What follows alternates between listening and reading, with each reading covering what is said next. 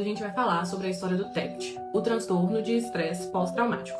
Esse transtorno é muito conhecido hoje, especialmente quando a gente pensa em pessoas que passaram por situações de extremos, como guerras, acidentes ou violências. Mas o que muita gente não sabe é que o TEPT não é algo novo. Ele tem uma longa história que acompanha as mudanças da própria forma como a humanidade entende o sofrimento psíquico. Os primeiros registros de algo parecido com o que chamamos de TEPT vêm de séculos atrás. Na Grécia Antiga, já se falava sobre soldados que voltavam da guerra com pesadelos, flashbacks e comportamentos estranhos. No entanto, não havia uma explicação médica ou psicológica para isso. Já no século XIX, durante a Revolução Industrial, começou-se a observar sintomas semelhantes em vítimas de acidentes ferroviários. O termo usado na época era neurose traumática. E já no início do século XX, especialmente durante a Primeira Guerra Mundial, esses sintomas se tornaram ainda mais visíveis. Os soldados voltavam das trincheiras em estado de choque, com tremores, insônias, crise de pânico e medo constante. Essa condição ficou conhecida como shell shock, o choque de bomba.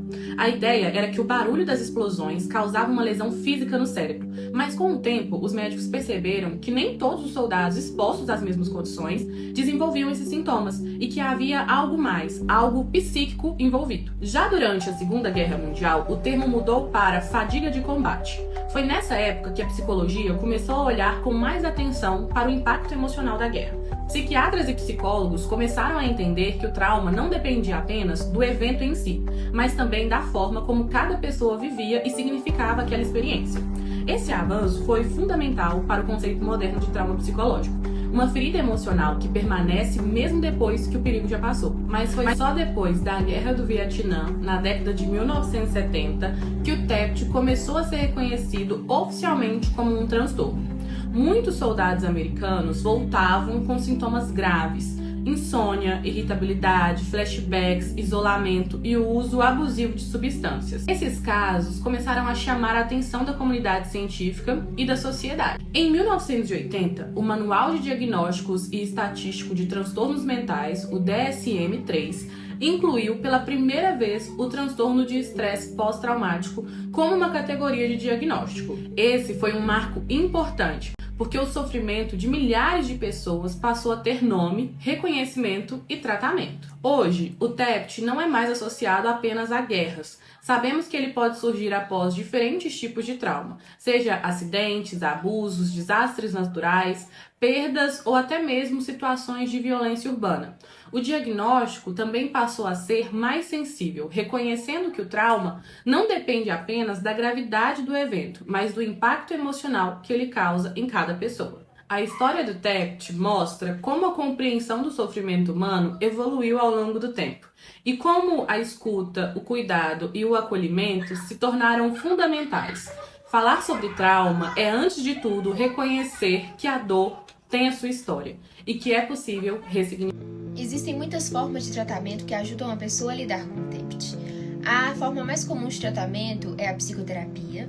A terapia cognitivo-comportamental, por exemplo, ajuda a pessoa a identificar e modificar comportamentos e pensamentos que aparecem após o trauma.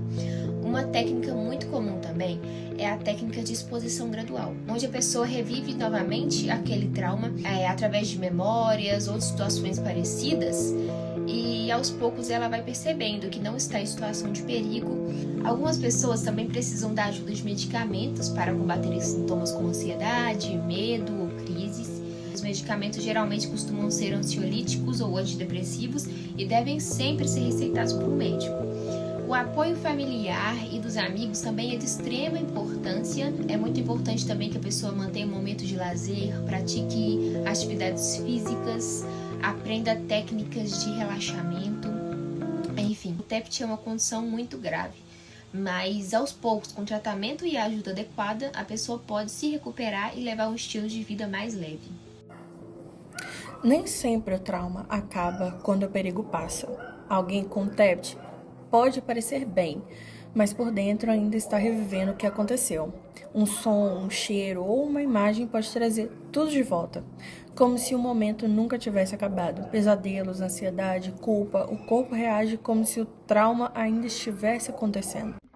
Vou explicar para vocês como que o TEPT, transtorno de estresse pós-traumático, afeta nosso corpo.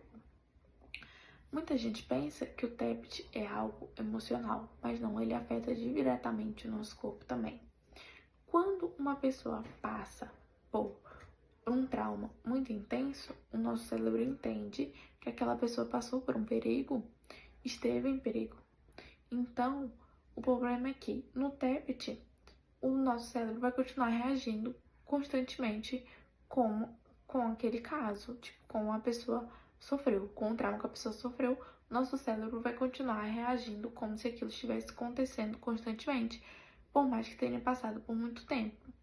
Isso faz com que o nosso corpo libere hormônios de estresse como adrenalina e cortisona. Isso acontece constantemente, então faz com que a pessoa que sofreu o trauma fique em alerta constante, tipo, todo o tempo tentando se proteger, não, tipo, assustada. Então, por causa disso, é muito comum as pessoas terem coração acelerado, irritabilidade, pesadelos, corpo dolorido, por conta que a musculação fica muito tensa, a pessoa fica muito tensa. Então, eu venho concluindo, finalizando o vídeo para vocês, falando que o TEPT não é um drama, não é frescura de ninguém, não é tentando chamar a atenção de ninguém. Somente quem sofre, que entende o que passa. Que o TEPT é uma reação do corpo, tentando lidar com o trauma que aconteceu, que foi muito pesado, muito grande.